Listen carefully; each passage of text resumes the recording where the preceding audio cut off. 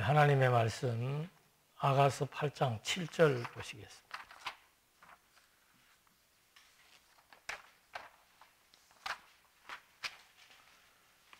아가서 8장 7절. 많은 물도 이 사랑을 끄지 못하겠고 홍수라도 삼키지 못하나니 사람이 그의 온 가산을 다 주고 사랑과 바꾸려 할지라도 오히려 멸시를 받으리라. 이 아가서의 내용은 표면적으로는 남녀 간의 사랑, 연민, 연정, 그리고 혼인 이런 것들의 내용들이 이제 주 내용으로 소개되고 있습니다. 그런데 이것이 욥기, 시편, 잠언, 전도서 그 다음에 아가서라고 해서 시가서의 장르의 마지막 부분에 속하고 있습니다. 그렇다는 것은 결국은 이 아가서도 하나님의 속성이 무엇인지를 우리에게 말해주려고 하는 것임을 감지할 수 있죠.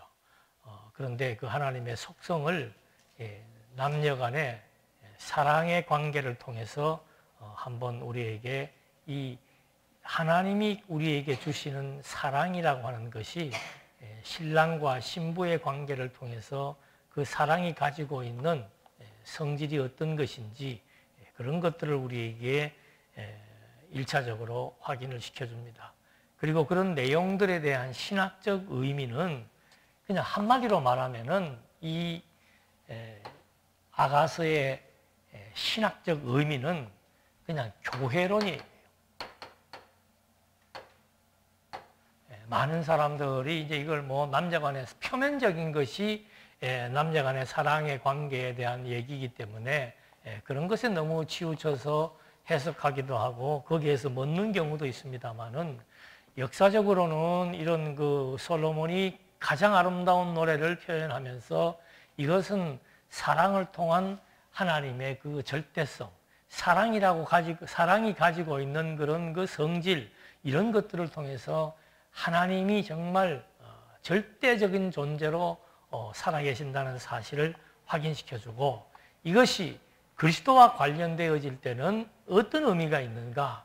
이건 그리스도를 통해서 주어지는 절대적인 교회의 성질을 예고하고 있다라고 하는 거. 이런 맥락에서 질문을 드린 거니까 이제 그런 질문들을 본문을 해나갈 때 확인을 해보도록 하겠습니다. 그 다음에 그 제목이 아가라고 하는 뜻인데 이것은 가장 아름다운 노래라는 그런 의미를 담고 있습니다. 가장 아름다운 노래.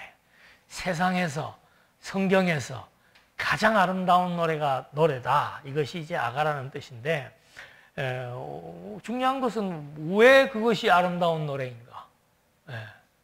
아가서가 가장 아름다운 노래라고 했는데, 그것이 왜 가장 아름다운 노래인가? 라고 하는 것에 초점을 맞춰서 좀 우리가 접근해야 될 필요성이 있다고 합니다.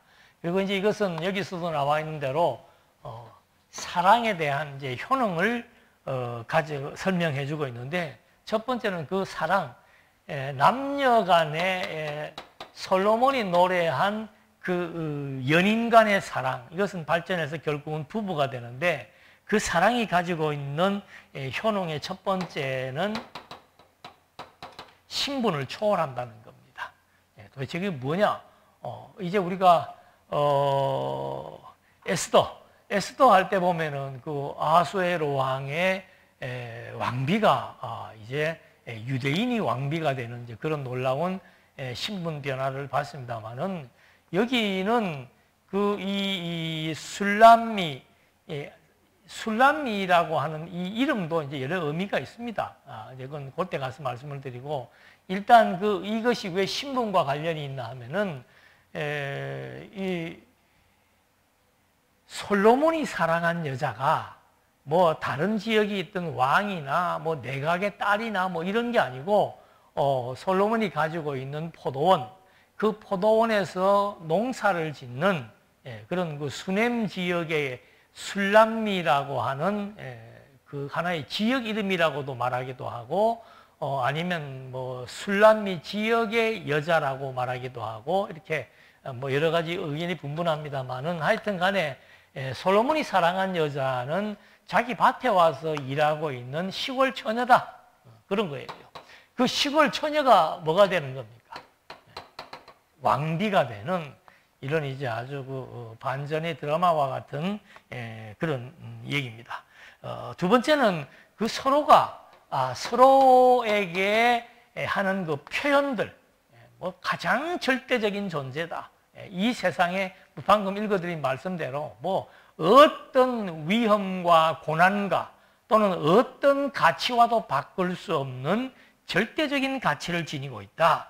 그런 그 세속적인 그 어떤 가치를 어떤 것보다도 우월한 그런 그 가치를 지니고 있다. 그래서 이거는 이제 가치를 초월하는 이런 얘기가 나오죠. 남편이 아내를 평가하는 것도 아내가 남편을 평가하는 것도 가장 가치로운 존재, 뭐 절대적인 존재로 그렇게 표현을 하고 있습니다. 그리고 이제 이들의 관계는 어떤 관계인가? 세 번째는 그 관계가 이제 본문에 그런 게 한 몇 군데 나옵니다만은 서로가 서로에게 종속되는 관계입니다. 남편이 아내에게 종속하고 아내가 남편에게 종속되고 그래서 우리는 뗄래야 뗄 수 없는 일체적 관계이다. 이런 깊은 얘기들이 나와 있죠. 제가 이번에 아가서를 준비하면서 너무너무 감동을 많이 받고 정말 이 아가서라고 하는 것이 이 아가서 내용도 여러분들 한번 생각을 해보십시오. 이게 왜 성경이라고 하는 하나님의 말씀이라고 하는 것에 채택이 돼야 되는가?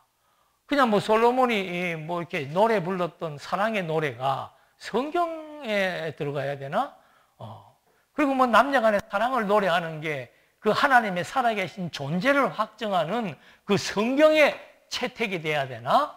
그럼 그만큼의 무게가 있고 그만큼의 하나님의 존재를 확정하는 데 결정적인 역할을 한다는 것이 전제가 되어 있다는 거죠. 뭐냐 도대체 이게 내용이 도대체 뭐길래 그렇게 하나님의 말씀으로서의 진가를 가지고 오늘 우리에게 말해주려고 하는가? 그래서 이 관계가 이 일반적인 부부의 관계를 서로가 표현하기를 우리는 서로에게 종속된 관계이다. 이런 얘기를 하고 있습니다. 그리고 우리는 뭐 정말 그 어떤 것과 바꿔도 뭐 비교할 수 없는 가치가 있다. 이런 것들을 이제 잠깐 우리가 설명을 하면은 밭에서 일하는 시골 처녀가 왕비가 된 것이 제가 교회론이라 그랬잖아요. 그러면 우리는 과거에 어떤 존재였는데 지금 어떻게 된 겁니까? 시골 처녀 정도가 아니고 죄인이 완전히 하나님 앞에 의인의 신분을 가지게 되는 그런 정말 놀라운 반전의 변화. 하나님의 사랑에 대한 그 실체가 바로 뭔가? 그것은 오늘날 그리스도를 통해서 우리가 의인이 되었다는 신분의 변화. 그 다음에 우리가 어떤 존재로 평가받고 있는가? 이거 우리를 어떻게 평가하고 있는가? 하나님은 아담이 하와를 평가할 때 뭐라고 평가했습니까? 내 뼈와 살이다 이 말입니다. 그럼 그 이상의 표현이 없죠. 당신은 나의 뼈와 살이다. 그 말은 거리감이 있는 게 아니고 이거는 우리는 하나의 생명이다.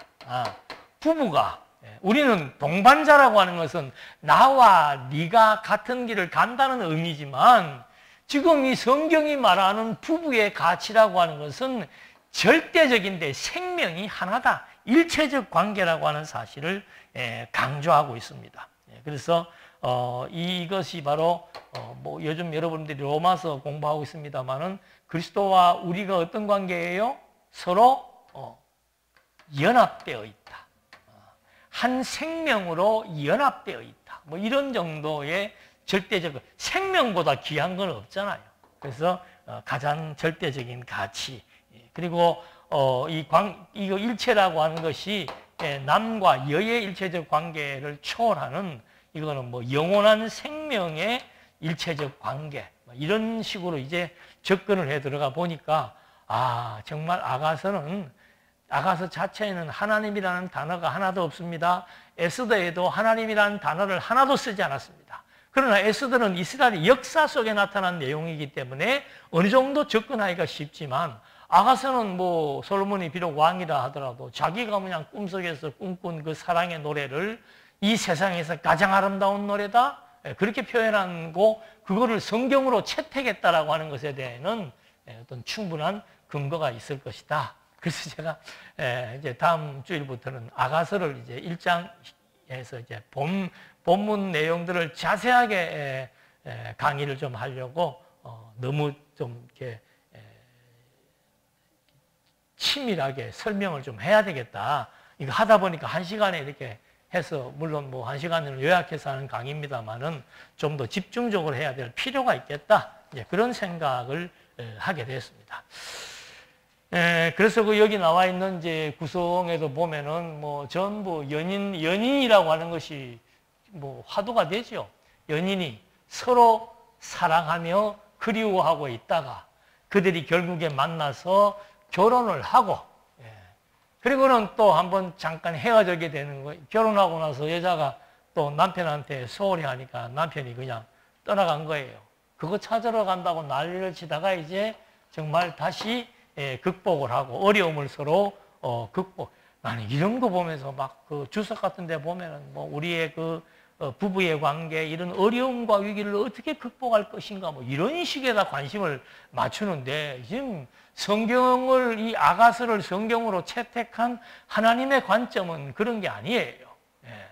그래서 그들이 결국은 여기 표면적인 건 그렇게 썼습니다. 사랑의 성숙과 행복이다 뭐 이렇게 썼는데 일단 하여튼 본문의 내용을 좀 우리가 확인해 볼 필요가 있습니다. 그래서 역사적인 배경을 통해서도 우리가 이제 보게 되면은 결국은 아까 그 자기 농장 왕이 자기 소유의 농장에서 일하는 그런 여인에게 일단 왕이 목자로 신분을 바꿉니다. 그러니까 그 여자가 뭐 자기 논에서 일하는 목자라고 생각을 하니까 뭐 그냥 연애할 그 생각을 하는 거죠.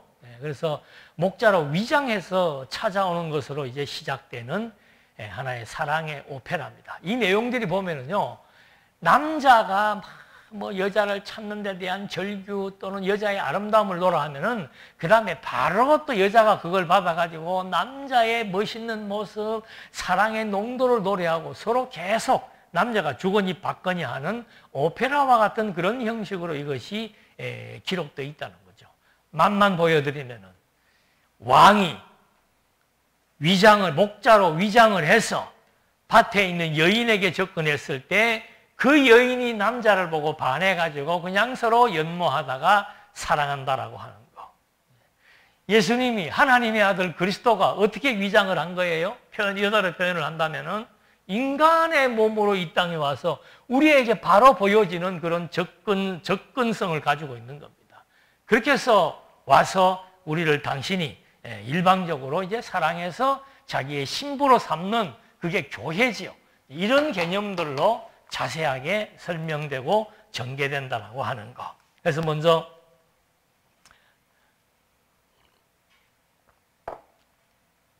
1장 1절로부터 3장 5절까지가 연인의 연모라고 하는 것은 연인 시절에 대한 그런 사랑과 그리움을 노래하고 있습니다.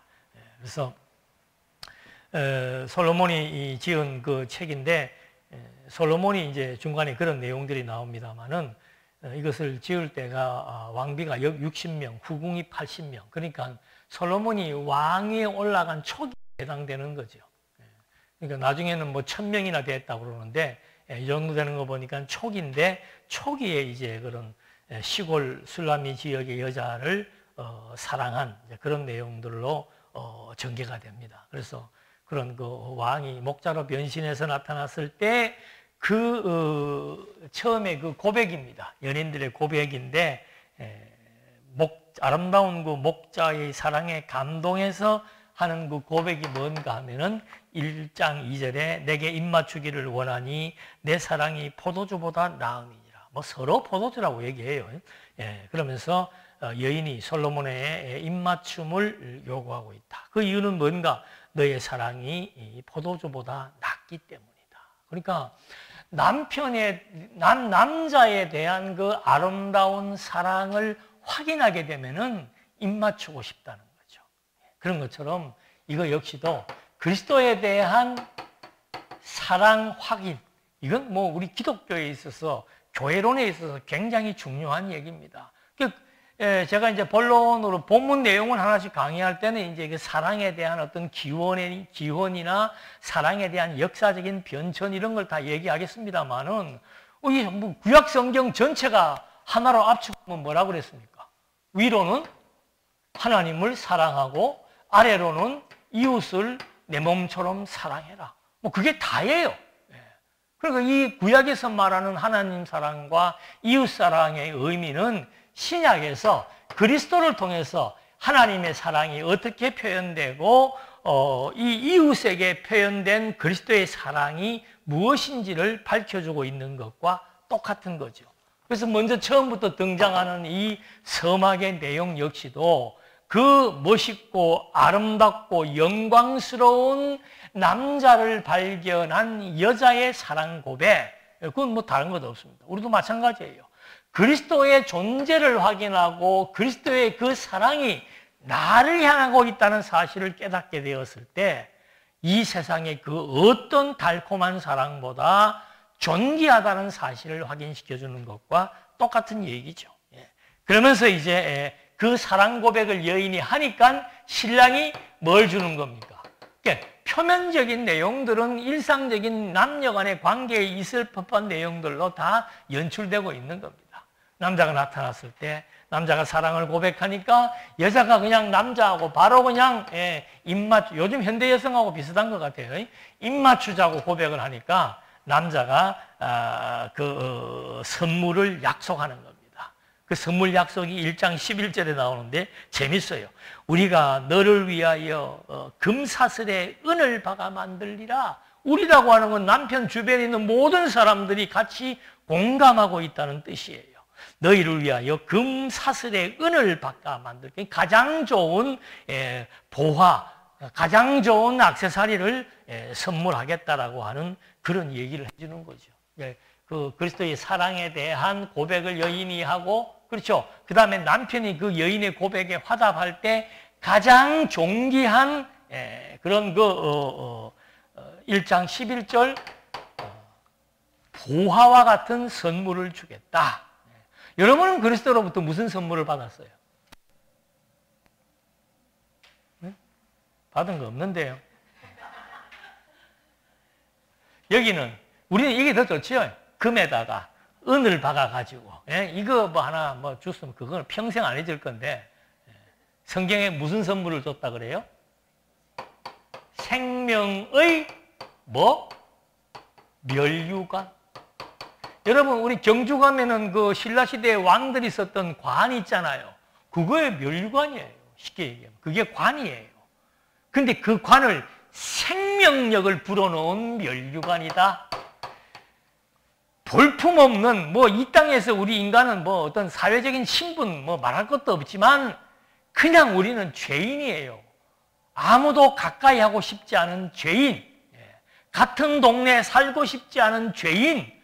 그런 죄인을 하나님은 의인이라고 칭하는 그런 멸류관, 여기대로 말한다면 그냥 금에다가 온갖 보석을 박아놓고 씌워주는 그런 생명의 멸류관, 의의 멸류관. 옷은 뭐예요? 옷은 밍크 코트보다 더 좋은 거, 의의 세마포. 이게 다 신약 성경에 나오는 내용들이죠. 그리고 이렇게 풀어나가니까는 모든 것이 그리스도와 교회, 그리스도와 성도, 이런 관계성에 의해서 주어지는 교회론을 지금 이렇게 멋있는 수사적으로 표현하고 있는 내용이다. 이런 것들을 확인해 볼 수 있는 겁니다. 이제 이렇게 해서 이걸로 끝나는 게 아니고 결국은 밀회를 거치게 되는 거죠. 서로 사랑을 나누면서 꿈꾸게 되는 내용들이 소개되고 되는 겁니다. 여기를 보면 1장 16절에 나의 사랑하는 자요, 너는 어여쁘고 화창하다, 우리의 침상은 푸르고 하면서 막 여러 가지 많은 그런 멋있는 내용들이 나오는데, 이건 뭔가 하면 신부가 벌써 신랑을 만나면서 혼수를 생각하는 거예요.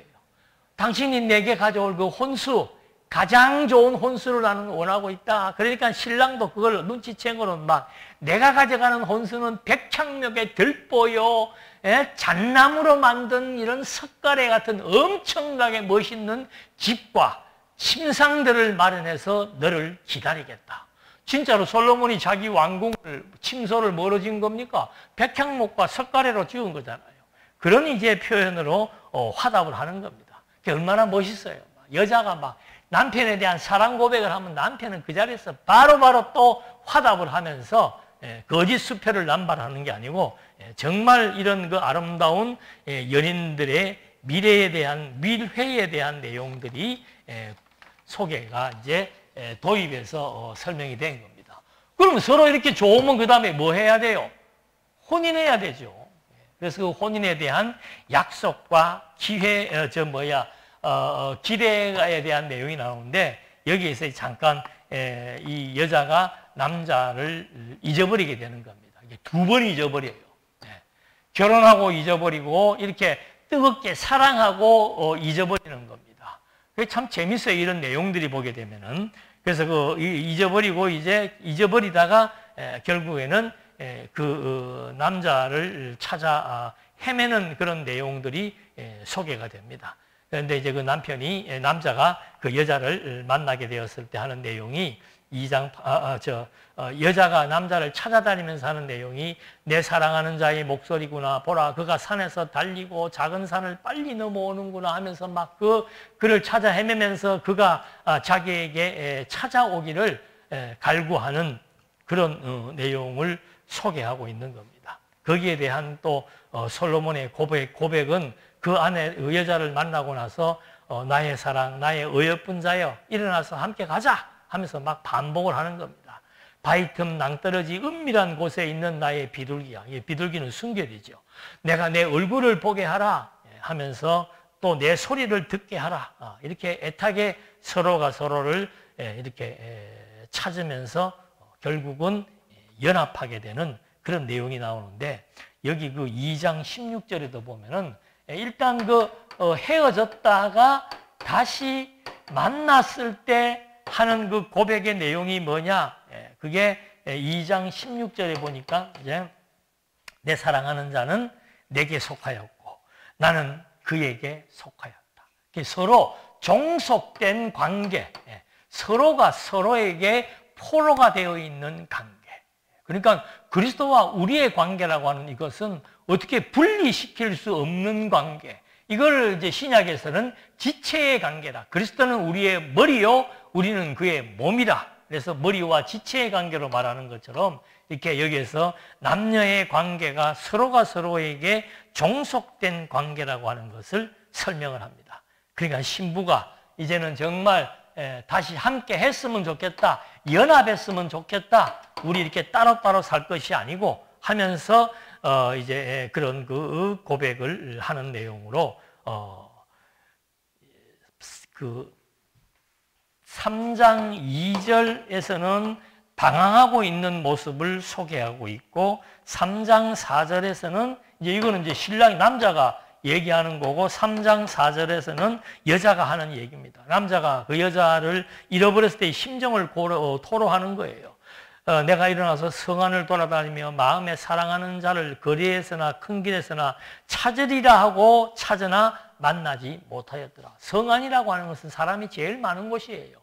그러니까 얼마나 잃어버렸을 때 나를 애타게 찾으려 다녔는지에 대한 노래를 남자가 아내에게 들려주는 겁니다. 여자에게 들려주는 겁니다. 그러니까 솔로몬을 만난 여인은 파수꾼 뒤에 있었던 그 남자를 찾으면서 마음에 사랑하는 자를 만나서 그를 붙잡고 내 어머니의 집으로 나를 잉태한 이의 방으로 가기까지 놓지 아니하겠다. 그러니까는 이제는 한번 남자를 만나니까 바로 그 시댁으로 들어가는데 딱 붙들고서는 이제 바로 시어머니한테 인사하러 바세바지요. 인사하러 가기까지 절대로 나는 너를 놓지 않겠다. 이런 것들도 참 재미있는 의미가 있는 겁니다.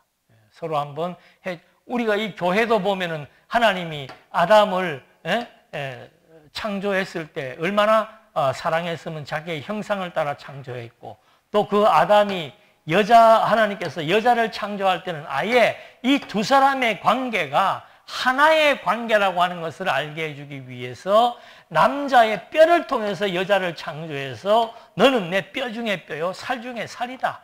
뼈와 살이 분리될 수 없습니다. 그러니까 이 두 사람의 관계라고 하는 것은 이거는 일체적 생명의 관계라고 하는 사실을 딱 명시해 주는 거죠. 이게 하나님의 사랑의 표현이에요. 그런데 아담과 하와가 타락을 해버렸잖아요. 그래서 멀리 뛰어가지고 둘째 아담 그리스도가 나타나게 되는 겁니다. 그 아담의 후예들이 완전히 이제 한번 타락으로 말미암아 하나님과의 사랑이 단절되는 그런 환경 속에 처하게 되는 거죠. 그러다가 하나님이 다시 아담과 하와가 범죄했을 때 그들을 용서하는 의미로서 가죽옷을 입혀서 계속 그 단절을 지워버리고 그래도 하나님과의 지속적인 관계를 유지시켜 나가는 것처럼 하나님의 백성들인 우리들이 일단 창세 전부터 또는 아담 안에서 하나님의 백성들로 다 지명되고 선택되었는데 아담의 타락으로 전부 다 죄인으로 출생함으로써 하나님을 잊어버리고 살았다는 거죠. 하나님을 잊어버리고 살았는데, 그리스도를 잊어버리고 살았는데 이제는 그 그리스도를 찾게 되었고 그 그리스도가 또 찾아오게 되었고 그래서 다시 만나게 되어지는 그런 관계인 것으로 우리가 확인해 볼 수 있는 겁니다. 자, 이렇게 되니까 이제 진짜 혼인을 하게 되는 거죠. 혼인하는 것이 이제는 그리스도를 영접하는 겁니다. 완전히 한 몸이 되는 겁니다. 그래서 이제 이런 이제 서로 간에 뜨거운 이런 그 전초적인 연모의 과정을 설명을 해줬고, 그 다음에 이제 이 클라이막스라고 볼 수 있는 거죠. 결국은 혼인을 하는데, 신랑의 위용, 이건 뭐 엄청난 위용입니다. 그래서 그 행렬을 보게 되면은 모략과 유향을 피우고 모략이라고 하는 것은 성전에서 관유의 재료로 쓰는, 기름으로 쓰는 겁니다. 그러니까 성소에서 그 기름이 향을 피우는데 그게 마르지 않도록 하는 것은 아주 성소에서 중요한 그런 그 용품이고, 유향은 또 성소에서 피우는 향품입니다.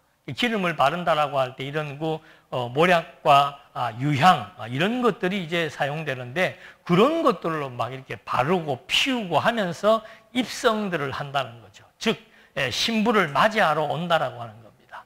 그러면서 거친 들을 이제 지나서 오게 되는데, 와서는 오는 그 광경을 보니까 왕실용 가마예요.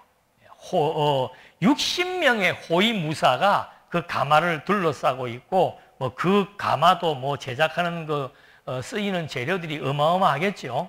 그리고 이제 그렇게 해서 솔로몬의 지시에 의해서 제작되고, 또 성전에서 쓰여지는 모략이나 유향을 바르고 피우고, 그러니까 이거는 완전히 왕궁이나 성전과 같은 그런 의미의 위용을 갖추고 지금 신부에게 다가오는 겁니다. 그러니까 이 신랑의 위용이라고 하는 것은 가장 존귀하고 영광스러운 위용을 보여주고 있는 겁니다.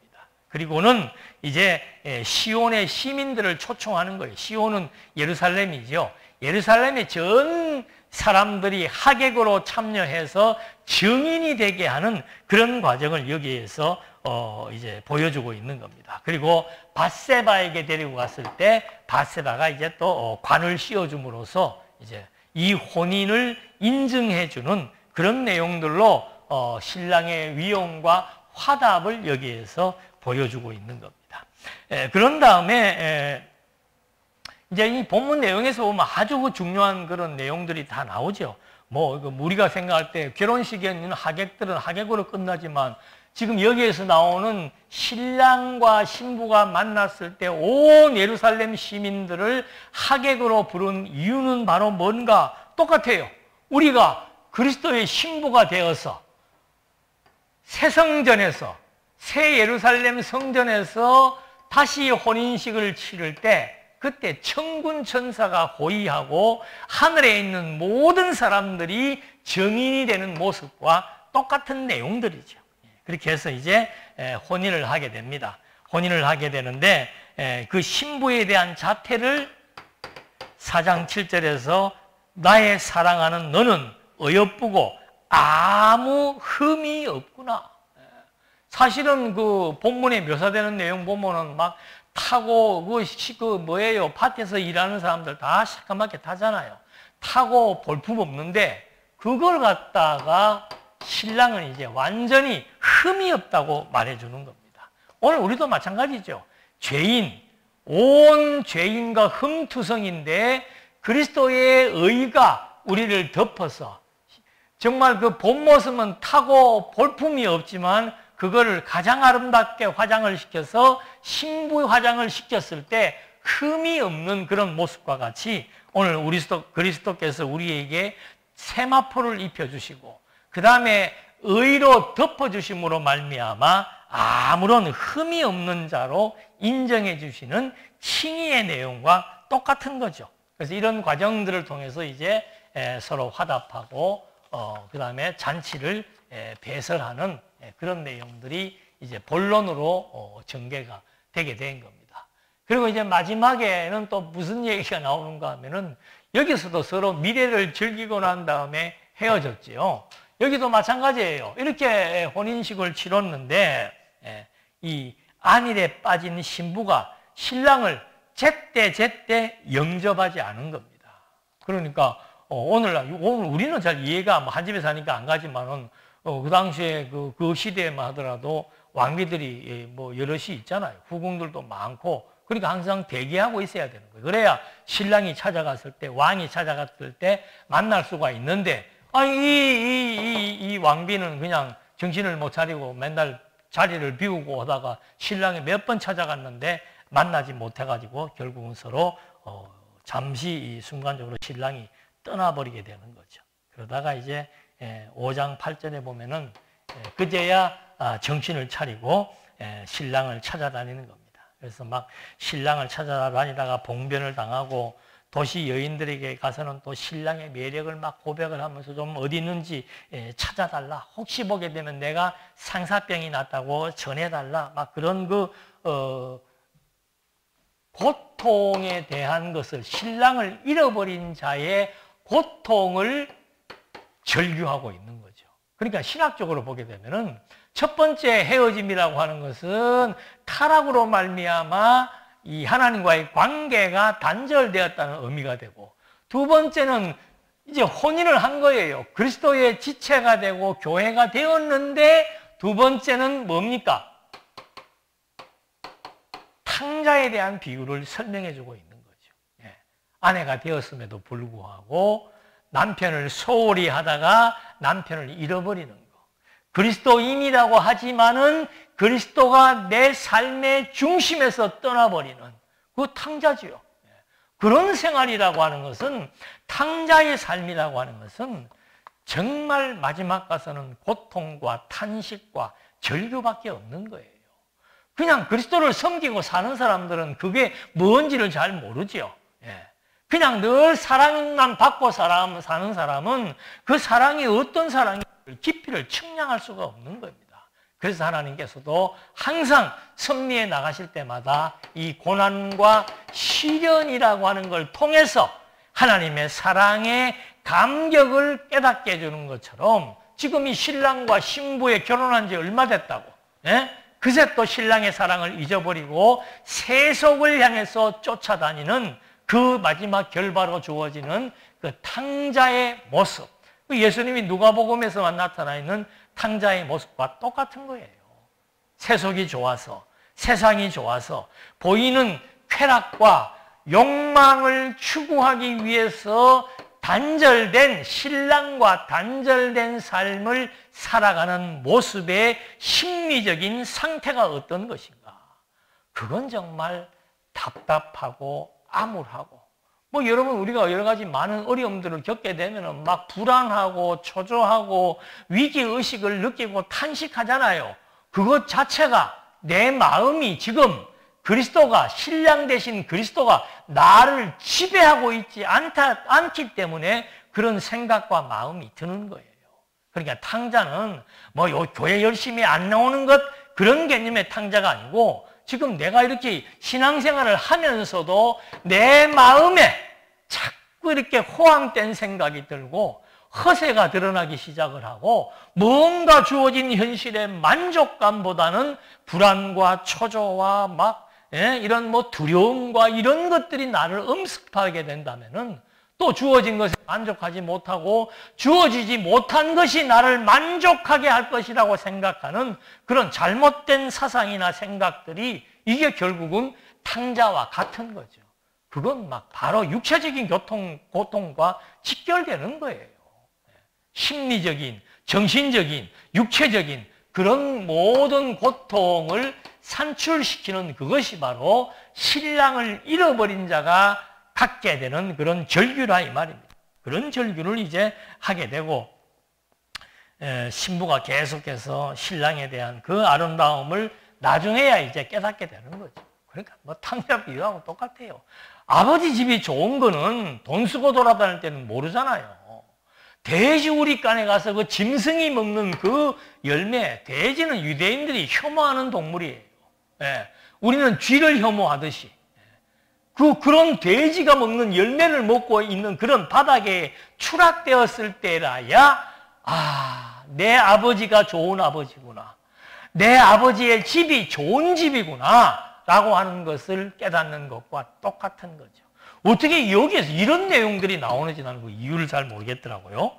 그래서 교회론이라고 하는 신학적 주제가 아주 그 내용마다 확인할 수 있는 겁니다. 그래서 6장 3절에 가게 되면 이제 신부를 발견한 신랑이 나는 내 사랑하는 자에게 속하였고 내 사랑하는 자는 내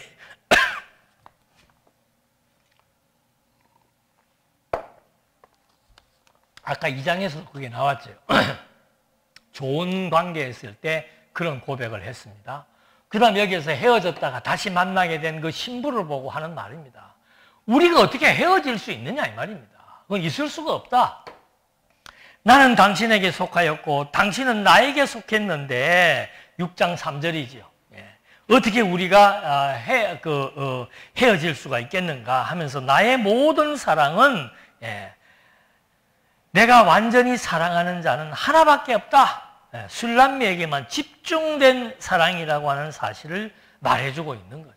그러니까 뭐 이 신랑의 사랑은 정말 일편단심이에요.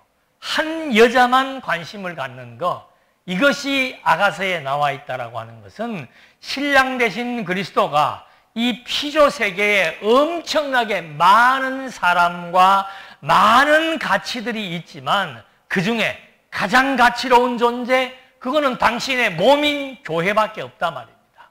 당신의 몸인 성도밖에 없는 거예요. 그래서 성도라고 하는 것에 대한 자존감은 그 어떤 것과 비교할 수 없다는 사실을 여기에서도 확인시켜 주는 겁니다. 그런 다음에 이제 두 번째 이렇게 헤어졌다가 만나서 해주는 말, 우리는 하나의 생명관계라는 것을 말해 주었고, 이런 과정을 거치게 되니까 이제 좀 더 성숙된 사랑과 행복을 누리게 되더라 그 말입니다. 그래서 그 신부가 7장 10절에 나는 내 사랑하는 자에게 또 나와요. 나는 내 사랑하는 자에게 속하였도다. 그가 나를 사모하는구나.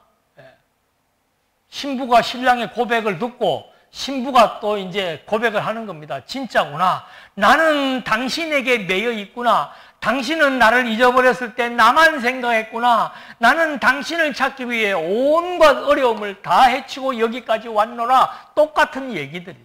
그래서 서로의 관계가 이렇게 종속된 관계. 그래서 우리가 성경에 보면은 뭐 교회, 지체, 우리는 지체 그 얘기하면 맨날 뭐 성도끼리 이런 관계만 생각. 아니에요. 본질은 우리가 전부 그리스도의 교회, 그리스도의 지체라고 하는 거. 그 지체에 대한 관심이 그리스도는 이 피조세계 그 어떤 것보다 절대적인 가치를 가지고 있고, 이 그리스도와 이 교회의 관계라고 하는 것은 이게 뭐가 분리될 수 있는 그런 관계가 아니다 이 말입니다. 서로 연합되었다, 완전히 하나가 되었다, 부부가 일심동체가 되었다, 뼈 중에 뼈요 살 중에 살이다, 이런 내용들을 하나하나 전개하고 있는 것과 같은 내용입니다. 그러면서 8장 5절에 신랑이 선언합니다. 그의 사랑하는 자를 의지하고 거친 들에서 올라오는 여자가 누구인가? 그의 사랑하는 자는 자기 신랑이지요. 신랑만을 의지하고 신랑만을 사랑하면서 거친 들판에서 올라오는 여자가 누구인가? 그래서 많은 물도 이 사랑을 끄지 못하겠고 홍수라도 삼키지 못하니 사람이 그의 온 가산을 다 주고 사랑과 바꾸려 할지라도 오히려 멸시를 받느니라. 나는 이런 걸 읽으면서 그 광경이 생각나는 거예요. 이 피조 세계에 살면서 우리가 때로는 신랑을 잊어버리기도 하고 얼마나 많은 고통과 역경과 시련을 겪습니까? 또는 그리스도의 몸된 교회의 고난을 남겨놓고 갔기 때문에 그 그리스도의 몸된 교회의 남은 고난을 그리스도와의 종속된 관계를 유지하며 사는 사람들이 그런 고난을 겪는 거예요.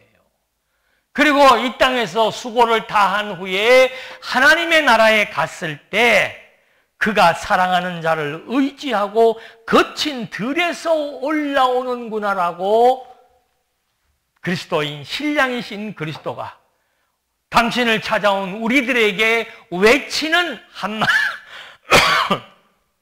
한마디의 말씀이 아니겠는가라고 생각해 볼 수 있는 겁니다. 그러니까 여자가 나는 그가 보기에 화평을 얻은 자 같구나. 화평이라고 하는 것은 충족하다 그런 뜻이에요. 신랑을 만나서 신랑이 자기를 찾아오는 여인을 향해서 거친 들에서 올라오면서 그 올라온 그 여인은 이 세상의 그 어떤 것과도 바꿀 수 없는 가장 존귀한 내 사랑이라고 그리스도가 성도를 향해서 외치니까 그 교회가 그 성도가 외치는 말이 나는 이제 당신 보기에 만족합니다. 그걸 고백하는 거예요. 마지막 절은 같이 읽어봅시다. 8장 13절 너 동산에 거주하는 자야 친구들이 아니 내가 읽을게요. 너 동산에 거주하는 자야 친구들이 내 소리에 귀를 기울이니 내가 듣게 하려구나. 그 여자의 친구들이 지금 그 남자의 친구들로 하여금 이 여자의 사랑 고백을 들려주라 이 말입니다. 그러니까 여러분 우리 천국 생활이라고 하는 거 천국 가서의 내용의 첫 관문이 뭔가 이 신랑의 친구들을 향해서 신랑을 호위하고 있는 먼저 간 성도들이나 천군 천사들을 향해서 여기에서 모든 수고를 모든 역경을 뚫고 찾아온 신랑에 대한 사랑 고백을 했던 그 여인의 말을 이제 좀 다시 한번 들려달라는 말을 하는 겁니다. 신랑이 그러니까 신부가 내 사랑하는 자야 너는 빨리 달리라. 빨리 달리라는 말은 빨리 달려오라는 뜻도 되겠지만은 우리의 사랑의 관계가 더 깊어지기를 염원한다 그런 뜻이에요. 신랑이 자기의 사랑을 고백합니다. 자기를 사랑해서 찾아왔던 그 여인의 고통과 시련을 알고 있습니다.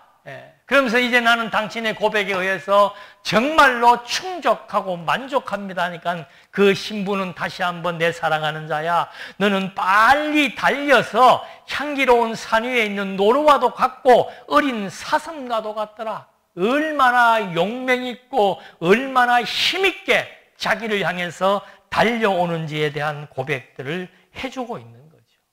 그러니까 지금 이 땅에 산다라고 하는 거 이거 자체는 어쩔 수 없어요. 그리스도의 남은 고난이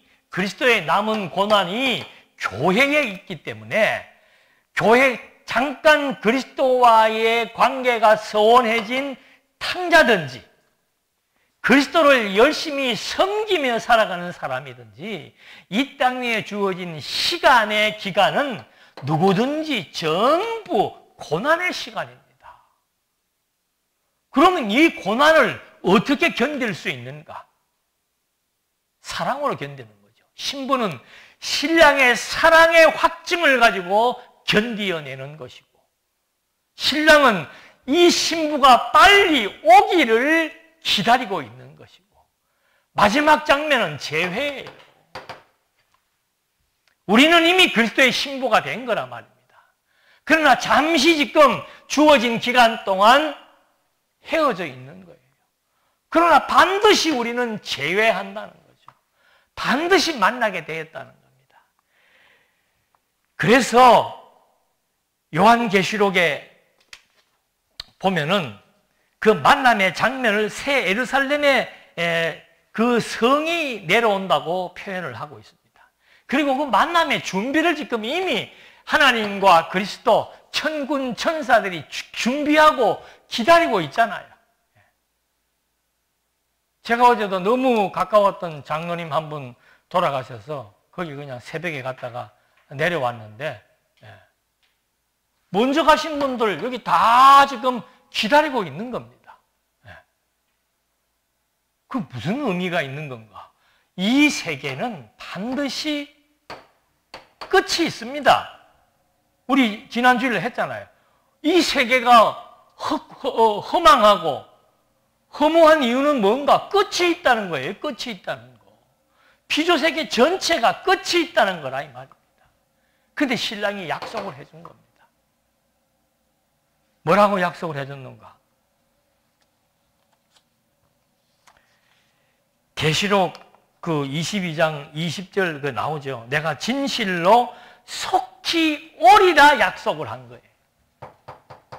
내가 진실로 속히 오겠다고 약속을 한 거란 말입니다. 언제? 마지막 이 종말의 시점에 그 약속을 지금 한 것을 신부인 교회는 알고 있단 말입니다.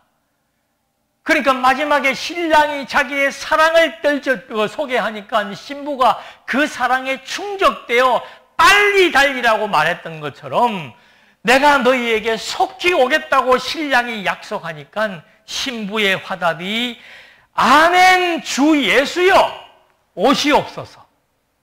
이게 마지막 성도들이, 그리스도와의 관계된 성도들이 종말론적 가치가 어디에 있는가? 신랑을 만난다는 가치라 이 말입니다. 그래서 베드로가 베드로전서 1장 3절에 우리 이 기간 여기에 살아가는 모든 교회와 성도들의 고통, 우리 주 예수 그리스도의 아버지 하나님을 찬송하리라.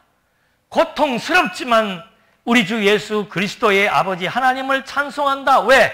그 많으신 긍휼대로 예수 그리스도를 죽은 자 가운데서 부활하게 하심으로 말미암아 우리가 썩지 않고 더럽히지 않고 쇠하지 않는 유업을 받기로 돼 있다라고 하는 가장 호화롭고 영광스러운 신부로서의 가장 큰 혼수가 기다리고 있다라고 하는 거죠.